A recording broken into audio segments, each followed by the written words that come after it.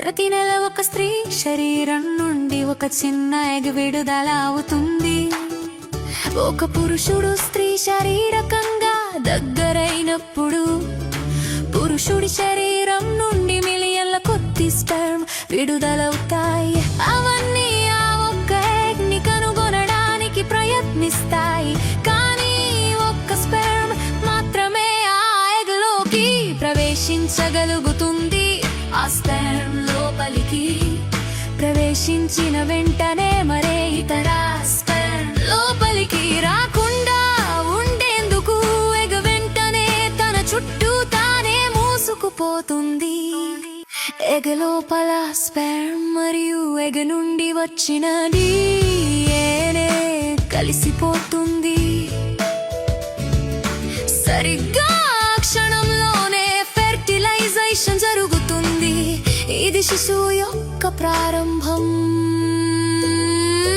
అప్పుడు fertilised egg గర్భాశయం వైపుకు ఫెలోపియన్ ట్యూబ్ గుండా ప్రయాణించడం ప్రారంభిస్తుంది. కొన్ని రోజుల తర్వాత ఎగ్ చిన్న కణాల సమూహంగా మారుతుంది. దాన్ని బ్లాస్టోకిస్ట్ అంటారు.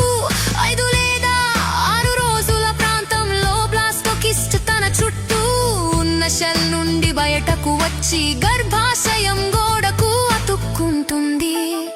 దీనిని ఇంప్లాంటేషన్ అంటారు. అప్పుడే శిశువు యొక్క అసలైన పెరుగుదల ప్రారంభమవుతుంది. 9 నుంచి 12 వారాల వరకు దానికి గుండె, మెదడు, వెన్నెముక, చేతులు, కాళ్ళు స్పష్టంగా ఏర్పడతాయి. లోపలి అవయవాలు పనిచేయడం మొదలు పెడతాయి.